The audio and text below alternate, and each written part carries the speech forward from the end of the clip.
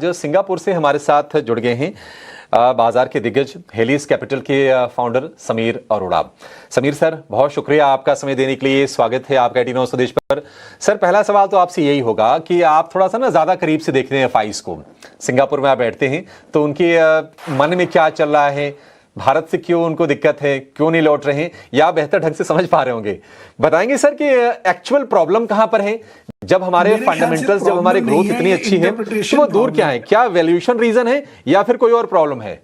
नहीं जी, वैल्यूएशन की अगर प्रॉब्लम होती तो वो सबसे हमारी मार्केट के लोएस्ट वैल्यू के स्टॉक्स बेचते हैं। मुझे वो पसंद हो या ना हो, वो छोड़िए, आईटी या इवन फाइनेंशियल, और वो जो नए आईपीओज होते हैं और जो मेरे टाइप के स्टॉक्स होते हैं और जो प्लेटफॉर्म कंपनी है, इनकी वैल्यूएशन दिखने में ज्यादा लगती है, वो खरीद रहे हैं। तो इसका मतलब वैल्यूएशन रीजन इतना नहीं हो सकता।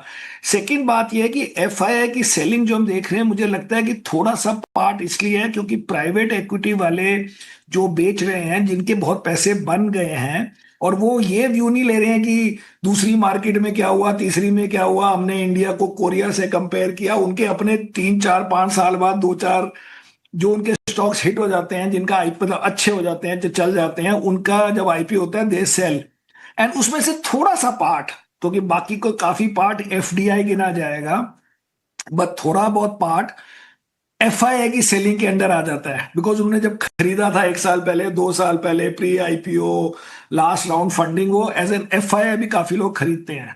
तो इससे भी वो मिक्स हो रहा है डेटा। और आज या कल मैंने किसकी रिपोर्ट देखी, आई फॉरगेट, किसी फॉरेन ब्रोकर की, कि उन्होंने कहा है कि अगर आप एफआईआई की सेलिंग देखें तो जो एशिया और इमर्जिंग मार्केट फंड्स हैं वो इतना नहीं बेच रहे हैं, ग्लोबल फंड्स ने इंडिया को बेचा है। एंड उसका आंसर बड़ा सिंपल है कि ग्लोबल फंड के पास इतना टाइम नहीं है। अगर दूर से लगे कि आपकी यूएस से फाइट है, कि ट्रंप ने 25% एक्स्ट्रा टैरिफ लगा दिया, या ये H1 पे लग गया, या प्योरली बिकॉज वो चल नहीं रही मार्केट, तो use that as a funding market. आप मार्केट को 4 दिन घुमाओ, सारे वापस आ जाएंगे।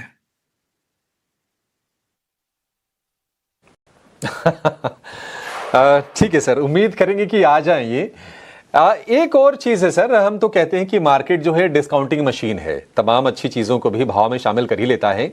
अब ये जीएसटी को लेकर काफी शोर शराबा हुआ, काफी हो हल्ला मचा, लेकिन अगर हम निफ्टी के लेवल को देखेंगे तो 24,630 और अब 24,830, 200 पॉइंट रफली ऊपर दिखाई दे रहा है। तो आपको लगता है सर कि पूरी तरह से जीएसटी का इंपैक्ट प्राइस इन हो चुका है, या फिर अभी कुछ ऐसे पॉकेट्स हैं जहां पर आगे हम तेजी देखेंगे? क्योंकि हम देख रहे हैं कि एफएमसीजी, कंजम्पशन, ऑटो में ऊपरी स्तरों से रिवर्सल आने की शुरुआत तो हो गई है। पहली बात है कि जीएसटी कट बहुत बढ़िया चीज है। बिकॉज मेरा सिंपल रूल है कि कोई भी टैक्स कट बहुत अच्छी चीज है। कोई भी चीज जिसमें पब्लिक के पास पैसे ज्यादा हो पहले से, वो बेटर चीज है। फिर अब वो उस पैसे का करेंगे क्या, वो हमारी बेटिंग होती है, मीन मार्केट वालों की। तो उसमें क्या है कि अदर देन ऑटो सेक्टर, जिसमें बड़ा विजिबल पॉजिटिव इम्पैक्ट है, जिसमें कंपनियों ने डिस्काउंट भी दिए हैं, जो पहले भी दिए थे, कोई ज्यादा उन्होंने फजिंग नहीं करी है।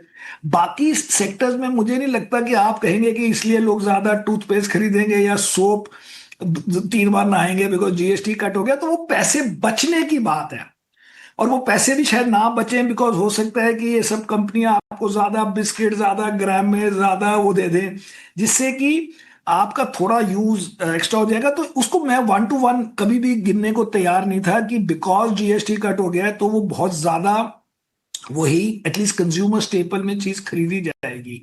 और अगर आप कंज्यूमर ड्यूरेबल में देखें, उसमें कंपटीशन बहुत ज्यादा हाई है।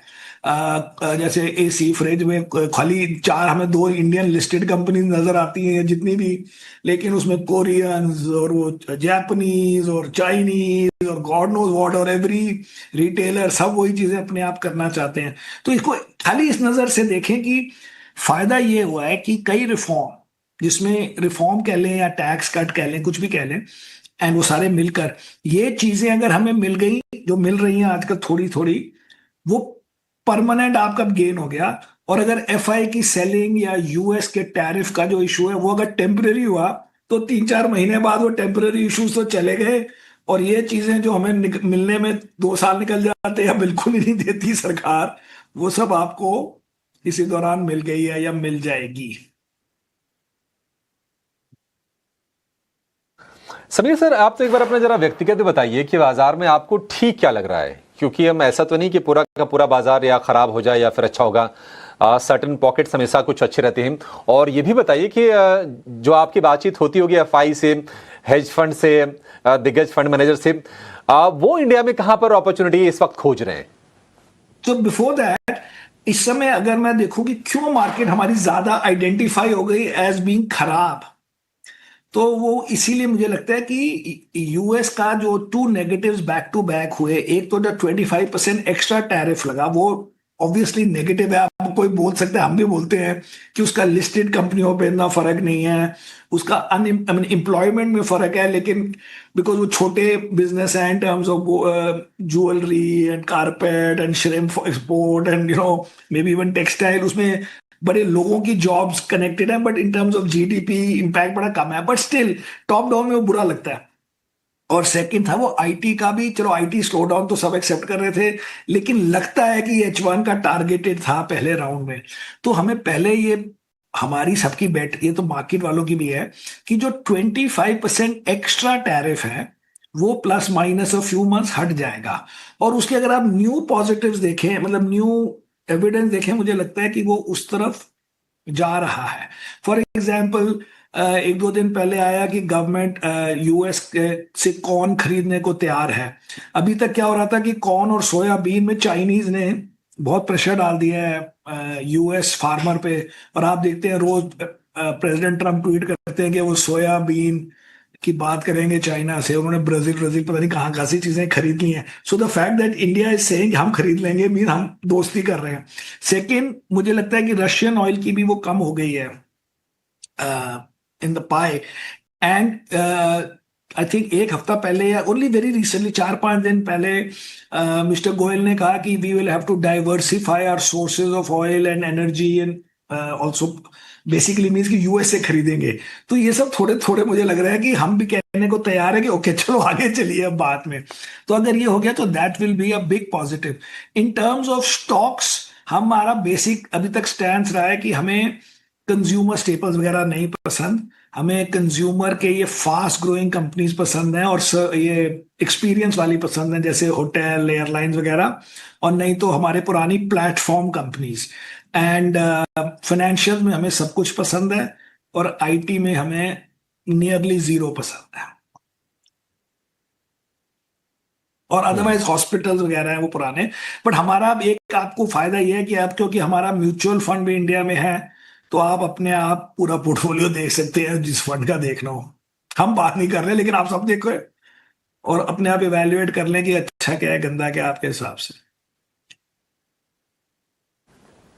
हाँ हाँ, ट्रंप की भी जरा बातचीत करेंगे सर, क्योंकि ट्रंप चाहे कोई भारत में बैठा हो, चाहे सिंगापुर में हो, चाहे दुबई में हो, चाहे दुनिया किसी कोने में है, ट्रंप की चर्चा रोज होती है और उन्होंने परेशान तो सबको किया है। लेकिन जो आयरनी है वो ये है कि भारतीय बाजार तो चल नहीं रहे हैं, लेकिन अमेरिकी बाजार देखिए रिकॉर्ड हाइस पर ट्रेड कर रहे हैं।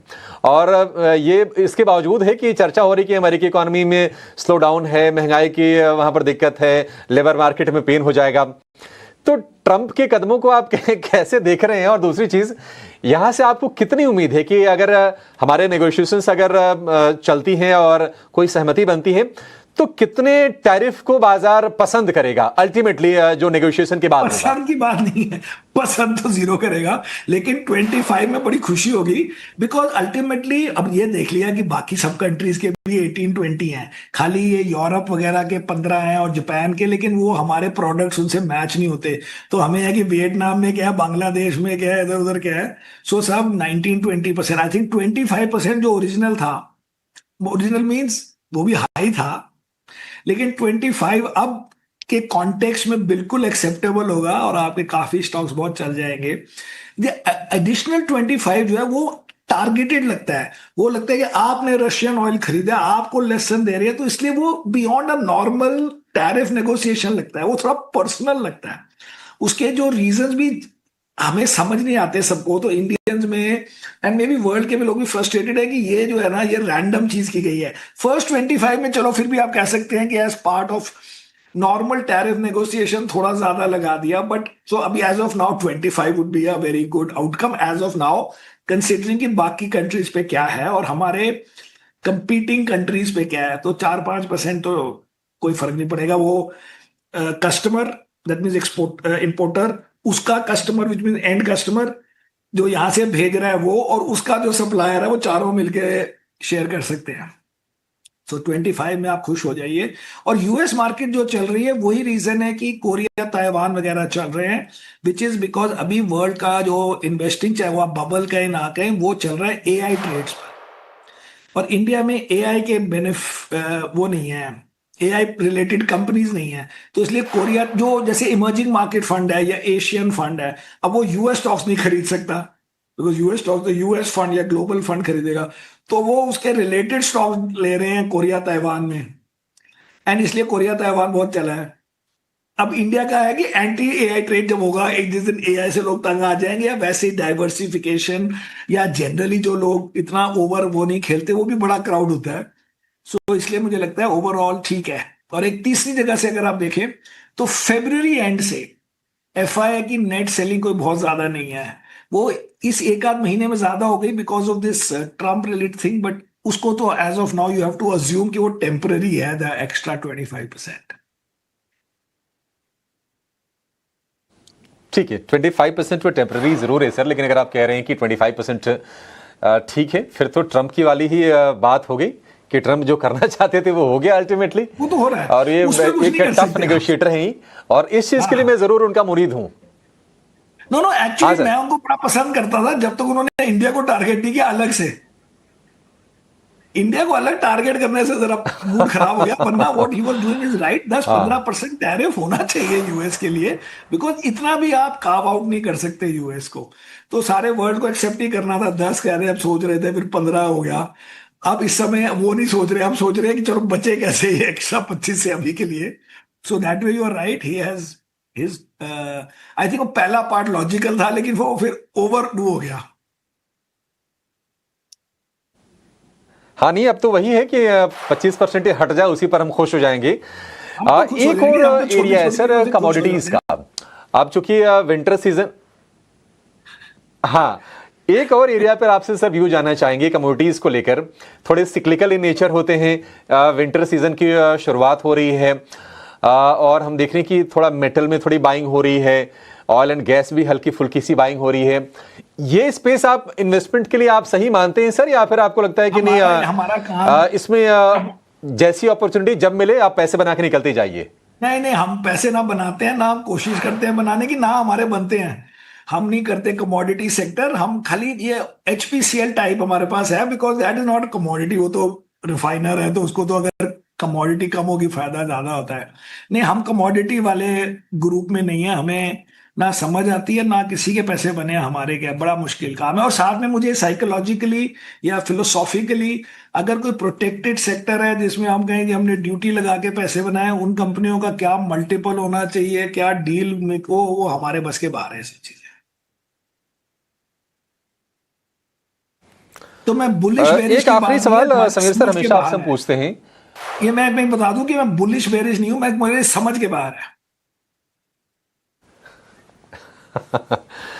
सर, आपकी ऑनेस्टी को हम सलाम करते हैं कि आप हमारे मन से स्वीकार कर रहे हैं कि आपको समझ में नहीं आता ये। हमारे बस के, हाँ जी। एक और चीज सर बताते जाइए कि ये आपके इंडियन मार्केट्स में लॉन्ग शॉर्ट आपके और आपके पोर्टफोलियो में ये रेशियो फिलहाल क्या है?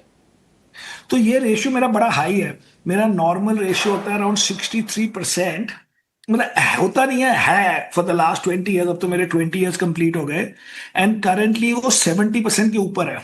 बिकॉज मैं बड़े महीनों से, जो कि चल नहीं रहा, बट बड़े महीनों से ये खेल रहा हूँ कि एफआई की बाइंग आएगी, या एटलीस्ट सेलिंग इतनी नहीं होगी, एंड देयरफॉर डोमेस्टिक फ्लो से वो ठीक हो जाएगा। और अगर ये हुआ कि एफआई की बाइंग आई थोड़ी सी, या एटलीस्ट सेलिंग बंद हो गई, क्योंकि इंडियन डीआईएस की तरफ से तो आ ही रहा है। सो सबसे बेस्ट सेक्टर वही होगा जो फॉरेनर्स को पसंद है। और फॉरेनर्स को नंबर वन सेक्टर जो पसंद है वो है, बाई चांस मुझे भी वही पसंद है, which is financial sector. And अब आप देख रहे हैं कि Reserve Bank of India, SEBI, सारा as a general system, they are trying to support lending, trying to support reforms, growth, और वो फाइनेंशियल सेक्टर से ही ट्रिगर होगी। सो मेरा net is high, higher than normal, much higher than normal.